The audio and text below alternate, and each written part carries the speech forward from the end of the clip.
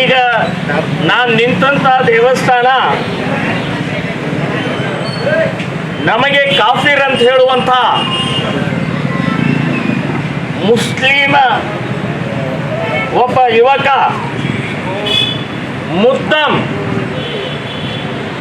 ಇಲ್ಲಿ ಬಂದು ಮೊಹಮ್ಮದ್ ಜಾಫರ್ ಅಂತನ್ನುವಂಥ ಹೆಸರು ಅವನು ರಾತ್ರಿ 9:55 9:30 ನಂತರದ ಘಟನೆಯಲ್ಲಿ ಇಲ್ಲಿ ಬಂದು ಮೂತ್ರ ವಿಸರ್ಜನೆಯನ್ನ ಮಾಡಿದ್ದಾನೆ.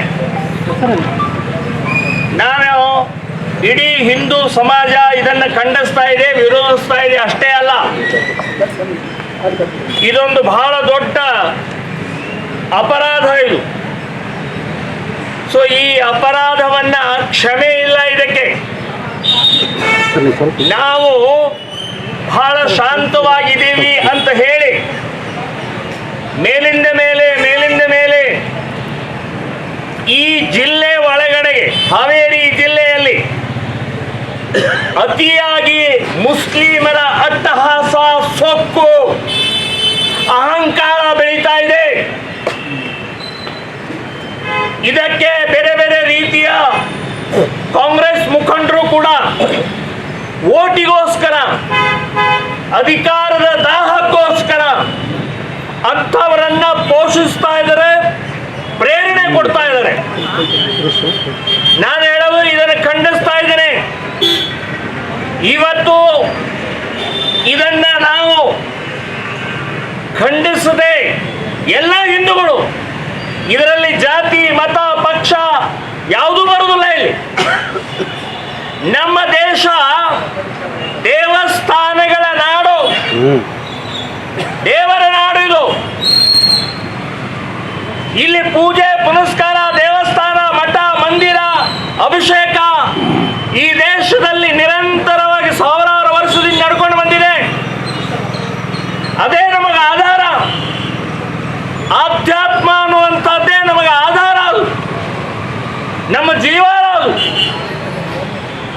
ಸೊ ಅಂಥ ಇದನ್ನೇ ಅಪಮಾನ ಮಾಡೋದು, ಭಗ್ನ ಮಾಡೋದು, ಈ ರೀತಿ ಮಾಡ್ತಾ ಇರುವಂತ ಈಗಿಂದಲ್ಲ, ಈ ಮೊಹಮ್ಮದ್ ಜಾಫರ್ ಇವ್ರ ತಾತ ಮುತ್ತಾತ ಅನ್ನುವಂಥವ್ರು ಯಾರ್ಯಾರು ಇದ್ರಲ್ಲ, ಗಜನಿ, ಗೋರಿ, ಔರಂಗಜೇಬ್, ಅಕ್ಬರ್, ಟಿಪ್ಪು ಸುಲ್ತಾನ್ವರೆಗೆ ಇದನ್ನೇ ಮಾಡ್ತಾ ಬಂದಿದ್ದಾರೆ.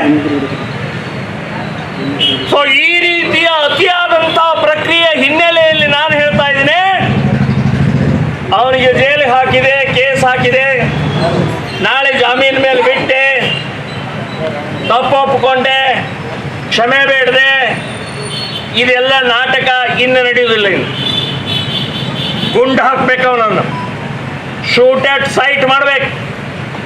ಈ ನಮ್ಮ ದೇವಸ್ಥಾನವನ್ನ ಬರೇ ಅಪಮಾನ ಅಲ್ರೇ, ಹುಚ್ಚ ಒಯ್ದಿದ್ದಾನೆ.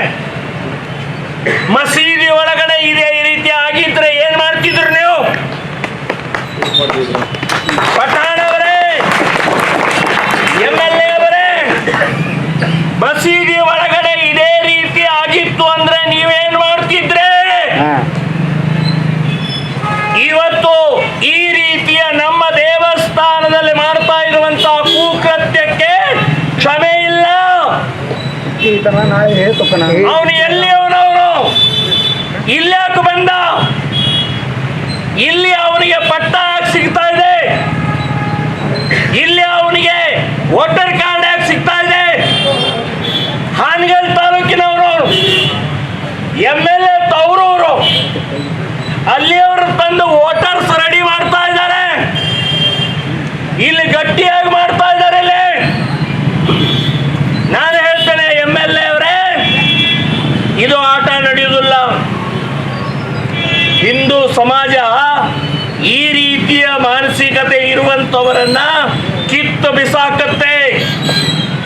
ಅದಕ್ಕೆ ಉದಾಹರಣೆ ಅಂತಂದ್ರೆ 500 ವರ್ಷ ಆದರೂ ಕೂಡ ಹೋರಾಟ ಮಾಡಿ ಪ್ರಭು ಶ್ರೀರಾಮಚಂದ್ರನ ದೇವಸ್ಥಾನ ಮುಕ್ತಿಗೊಳಿಸಿ ಇವತ್ತು ದೇವಸ್ಥಾನದಲ್ಲಿ ರಾಮ ಪ್ರತಿಷ್ಠಾಪನೆ ಆಗಿದ್ದೇ ಸಾಕ್ಷಿ ಅಂತನ್ನುವಂಥದ್ದು ಹೇಳ್ತೀನಿ. ಇಂಥವು ಇನ್ನೂ ಬೇಕಾದಷ್ಟು ನೀವು ಮಾಡಿದರೆ. ಸೊ ನಾವು ನೀವು ಮಸೀದಿಗಳನ್ನು ಕಟ್ಕೊಂಡಿದ್ದಾರೆ ನಮ್ಮ ದೇವಸ್ಥಾನವನ್ನ ಮಾಡೋದು. ಮಥುರಾ ಕೃಷ್ಣನ ದೇವಸ್ಥಾನ ಇರಬಹುದು, ಕಾಶಿ ವಿಶ್ವನಾಥನ ಈಶ್ವರ ಲಿಂಗನ ದೇವಸ್ಥಾನ ಇರಬಹುದು, ಅದನ್ನೂ ಕೂಡ ಬಿಡುವುದಿಲ್ಲ. ಅಷ್ಟೇ ಅಲ್ಲ, ಸಾವಿರಾರು ದೇವಸ್ಥಾನಗಳನ್ನು ಒಡೆದ ಮಸೀದಿ ಮಾಡಿದ್ದೀರಿ ನೀವು. ದಾಖಲೆ ಇದೆ, ನೋಡಿದ್ರೆ ಗೊತ್ತಾಗತ್ತೆ ಇದು ಗುಡಿ, ಇದು ದೇವಸ್ಥಾನ ಅಂತ ಅನ್ನೋದು ಗೊತ್ತಾಗತ್ತೆ. ಶ್ರೀರಂಗಪಟ್ಟಣದ ಹನುಮಂತನ ದೇವಸ್ಥಾನ ಇವತ್ತು ಮಸೀದಿ ಮಾಡಿದ್ದಾರೆ, ಸುತ್ತಲೂ ನೋಡಿದ್ರೆ ಗೊತ್ತಾಗತ್ತೆ. ಈಗ ಅನೇಕ ದೇವಸ್ಥಾನಗಳನ್ನ ಭಗ್ನ ಮಾಡಿದಿರಿ, ನುಂಗಿದಿರಿ, ಈ ರೀತಿಯ ಅಪಮಾನವನ್ನ ಮಾಡಿದಿರಿ. ಇನ್ನ ಸಹನೆ ಇಲ್ಲ, ಇನ್ನ ತಲೆ ತಗ್ಸೋಂಗೆ ನಿಂತ್ಕೊಳ್ಳಂಗಿಲ್ಲ, ಕೈ ಕಟ್ಕೊಂಡು ನಿಂತ್ಕೊಳ್ಳಂಗಿಲ್ಲ. ಆ ಭೋಸುಡಿ ಮಗ ಮೊಹಮ್ಮದ್ ಜಾಫರ್ ಹರಾಮ್ಖೋರನ್ನ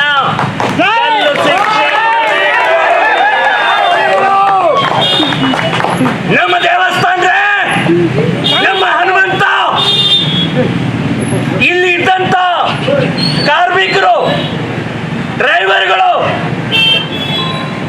ತಮ್ಮ ಭಕ್ತಿಯಿಂದ ಶಕ್ತಿಯಿಂದ ಎಲ್ಲರೂ ದುಡ್ಡು ಸಂಗ್ರಹ ಮಾಡಿ ಇಲ್ಲಿ ದೇವಸ್ಥಾನ ಕಟ್ಟಿದ್ರೆ ನಿಮಗೆ ಕೊಟ್ಟವ್ರೆ. ಮೊಹಮ್ಮದ್ ಜಾಫರ್ ಅನ್ನುವಂತ ಒಬ್ಬನೇ ವ್ಯಕ್ತಿ ಇಲ್ಲ, ಅವನ ಹಿಂದೆ ಇರುವಂತ ಇಸ್ಲಾಂ ಶಕ್ತಿ ಇದೆ, ಮೌಲ್ಯಗಳಿದ್ದಾರೆ. ನಾನು ಹೇಳ್ತೇನೆ, ಈ ಕ್ಷೇತ್ರದ MLA ಕೂಡ ಇದ್ದಾರೆ. ಯಾಕೆ ಅಂದ್ರೆ ಅವನು ಹೇಳ್ದ ಪಠಾಣರಿಗೆ ಹುಟ್ಟು ಹಬ್ಬದ ಕೊಡುಗೆ ಅಂತ ಹೇಳಿ ಇಲ್ಲಿ ಹುಚ್ಚು ಹೋಯ್ತಾನ ಅವನ ಮಗ.